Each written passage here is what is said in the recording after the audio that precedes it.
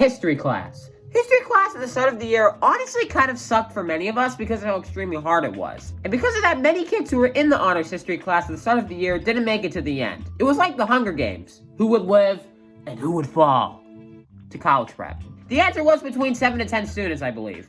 Anyways, towards the end of the year though, history class became a lot easier and a lot more fun. And towards the end of April, while we were wrapping up our notes on the French Revolution, our history teacher asked us, what do you guys want to do for the final weeks of school? We can choose either what the college prep kids did, which was they would reenact the French Revolution over the course of a week, or we could play a game about World War I. Sure, we would have to read quite a bit and write speeches and stuff, but we would get 60 points for simply participating in it. And so, everyone chose the game. So, what even is the game, and how do you play it? Well, everyone would be assigned to represent a certain figure from a country, and that figure would have a set of objectives they would want to complete. So, me for instance, I was chosen to be Tsar Nicholas II, the Emperor of Russia. Russia, being considered a great power, had two other representatives in the game, the foreign prime minister and the minister of war. Other lesser powers such as Italy would only get 2 representatives, and small nations such as Serbia only getting 1. And each character also has a network of people they're friendly with or not based on their objectives and simply what nation they're from. And with all this, the ultimate goal of the game is for one person to complete the most objectives, and whoever does wins the game. Or, of course, if there's war, the goal there is to simply win the war. What are my objectives, you ask? 1. Make sure that Russia hasn't violated any treaties it has written with another country. 2. Prevent Austria-Hungary from violating Serbia's rights as a sovereign state. Basically, prevent Austria from invading and annexing them. And 3. Avoid war with Germany. And going along with that, there must be no mobilization against Germany unless Germany mobilizes against Russia first. Of course, however, if there ends up being a war, the objective there is to win and take land. These are the lands that Russia wants if war against certain countries occurs. The true ultimate goal of the game, however, is to try to prevent World War I while doing all this.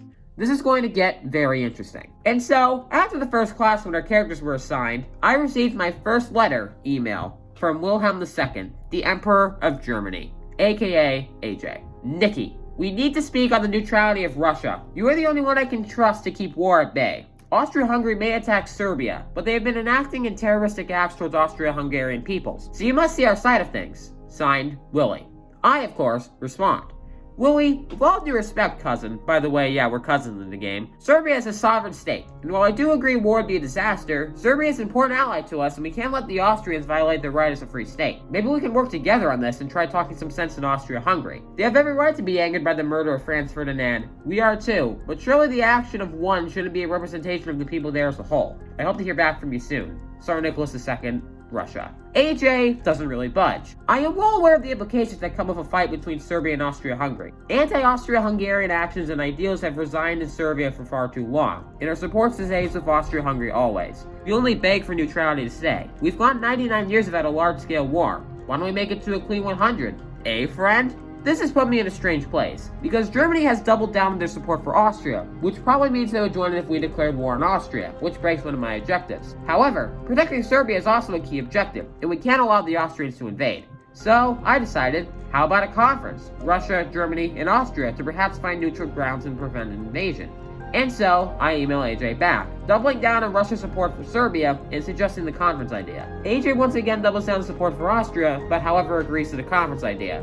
The conference, however, never happens. Soon after, some pre-game session stuff occurs, which explains both mobilization and land wanted from other countries. Mobilization works like this. Every country gets a certain amount of firepower points. Russia, of course, got 6. And there are several fronts we can split and put these firepower points on, aka troops. We can also decide if we want to put them on the offensive, which means they would directly invade, or put them on the defensive, which means they'd simply defend from an attacker. And you could also decide whether to mobilize right away or wait for a war. Days later, the first proper game session began. The topic at hand, our mobilization plan. As mentioned, we had 6 firepower points, and there were 4 places where we could have mobilized them. Germany, Austria, Romania, and the Ottoman Empire. Now, one of my objectives said there must be no mobilization against Poland and Germany. However, our war minister had already began talking to France, one of our allies, about their mobilization plan, and how they would place their troops on the offensive against Germany. He felt, since Germany had thrown their full support behind Austria-Hungary, that if war would break out, they would send troops on the offensive against us. I thought that was unlikely, that Germany would realistically only put troops on the defensive there as they don't want direct war. The foreign minister, Parson, also agreed with me. However, the war minister argued that the best course of action is to leave Germany to having to face a two-front war, instead of them being able to only focus their worries on France. He also argued that Germany has said they will declare war on us if we go to war with Austria, so why wouldn't they try to invade us? After all, what help would they be giving Austria at that point if Russia only had to worry about the Austrian front? This was still a very heated thing between us. We had phone calls debating this and several conversations discussing this. Eventually, however, I caved in and agreed to the plan, and we put 2 FPs there on the offensive. And as such, I had to sacrifice one of my 5 objectives. Of course, we still have 4 more FPs to use. I agreed with him that whatever FPs we put on the Austrian front should be on the offensive. However, the part that would cause trouble is how many he wanted to put there. I suggested we put 3 of the 4 along that front and move 1 to the Ottoman front, who is a major Russian enemy. However, the Minister of War... Sorry, I'm tired of just calling him the Minister of War, so for the rest of the video I'll call him Vlad. Anyways, Vlad was already on top of that. However, as he began making negotiations with the Ottoman Empire, Carson said that trying to reason with them is useless. As in the document given to us about our characters, it says that Russians would rather go to war with the Ottomans than Germany.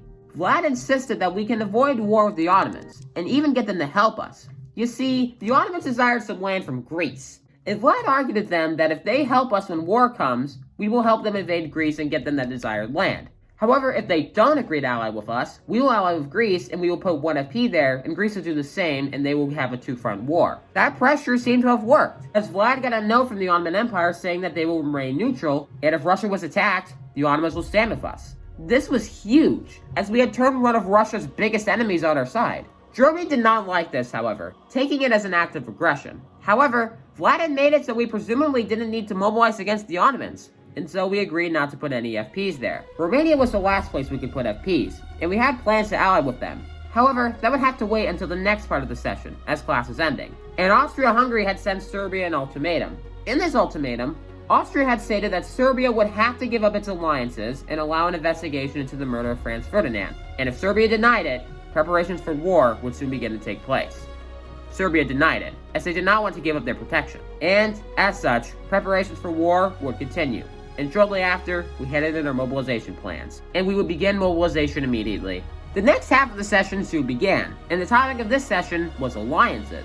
Throughout the class, we made treaties with Serbia, France, and the United Kingdom. However, tensions would soon rise between us and the Ottomans once more. However, as far as we knew, their mobilization plan was set in stone, and as far as we knew, their 1 FP was put on the Greek front, and as such, we made a secret alliance with Greece. Now, back to Romania, who had initially signed the treaty with us and Serbia to create a Balkan alliance. However, they claimed that they wanted something out of this alliance, besides, protection from Russia, and as such, they wanted some land from us.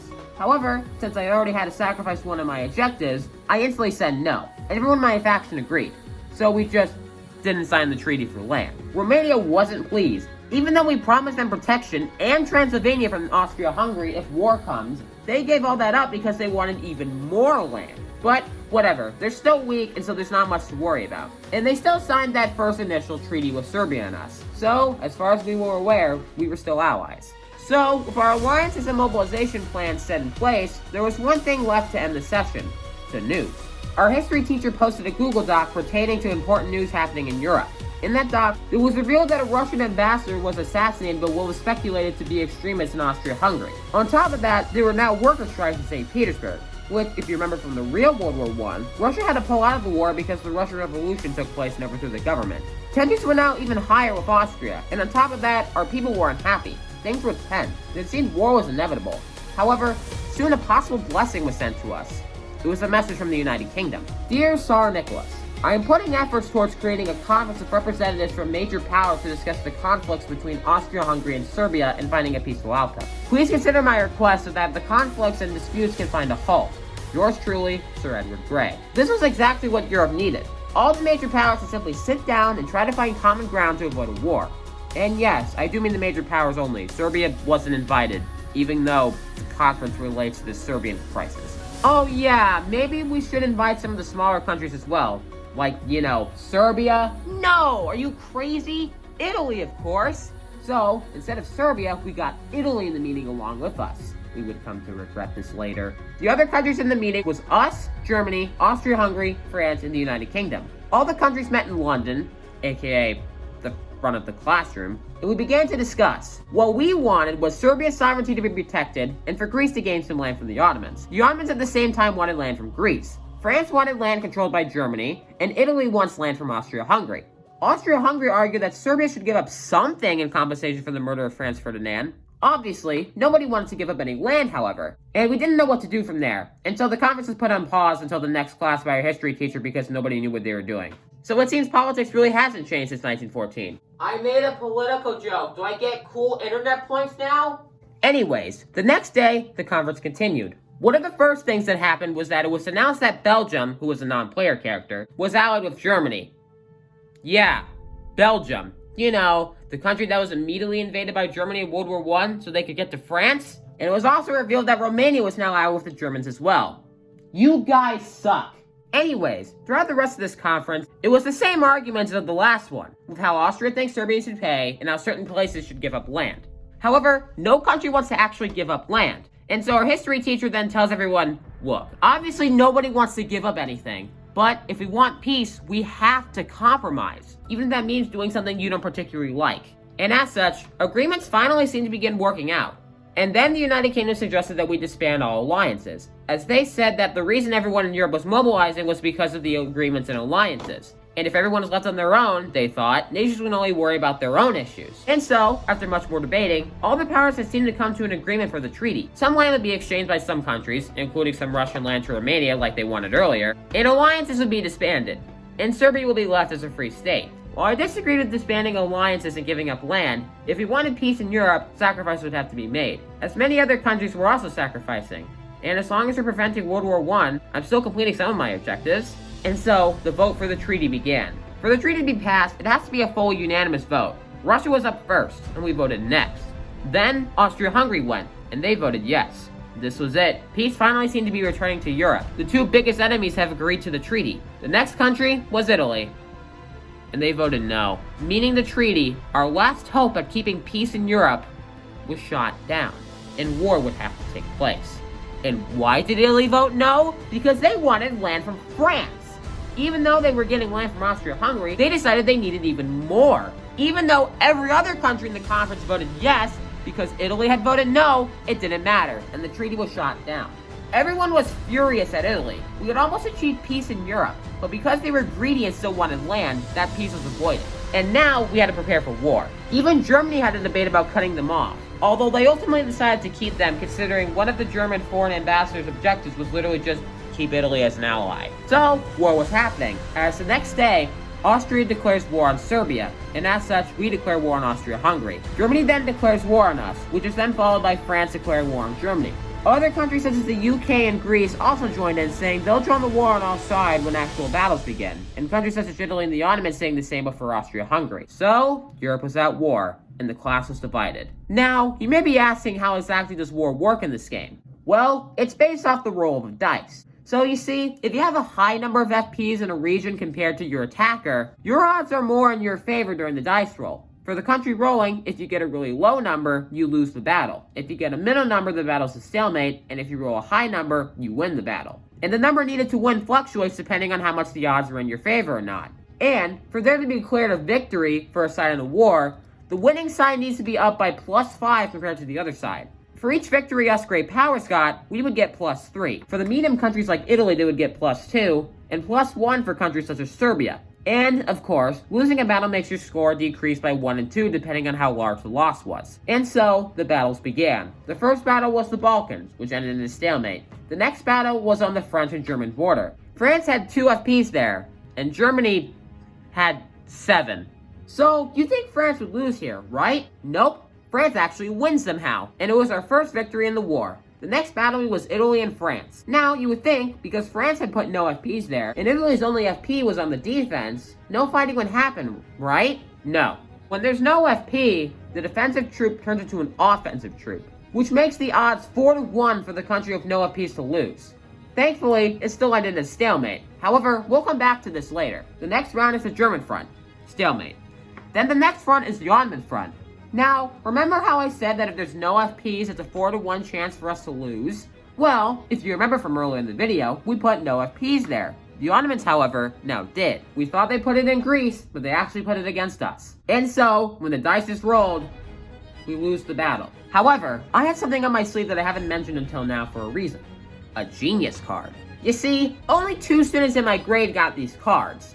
This card would allow me to ask for one reroll of dice during the game. And so, I used my card, and the Ottomans are rushed back to normal borders, as the reroll ended up in a stalemate. However, one problem with that though, because there's one genius card left out there, and guess which country had that extra genius card? The Ottoman Empire. Another reroll occurs and we end up right back where we started. Class then ends. The next class begins where our history teacher announces that new reinforcements had come to the countries. France got 2 more FPs, so did Germany, and we got 4. The most of any country. Although because we lost the battle, we only actually get 3. So, we decided to put 2 of these new FPs on the Ottoman front on the defensive, and 1 on the Austrian front on the offensive. So, the next rounds of rolls begin, and they all end up at stalemates, even the Austrian front. Then, we got back to the Ottoman front. However, because both the Ottomans' FP and our new 2 FPs were on the defensive, this means now that there was no battles on that front. And because of that, the war was suddenly over. Like, the entire war was over, not just between us and the Ottomans. Just like that, the war was over. No land was exchanged, everything stayed exactly the same. And with that, the game was also just suddenly over. Yeah, bit of an anticlimactic ending, but that's just how it was. In the end, I got 3 of my 5 objectives, which is pretty alright, I guess. While we never did end up getting land, Serbia still existed at the end, and we didn't fall into communists. So, I say we did alright. So, yeah, that was honestly pretty fun, even if it did end anticlimactically. Thanks for watching, or I guess I should say, Спасибо за просмотр.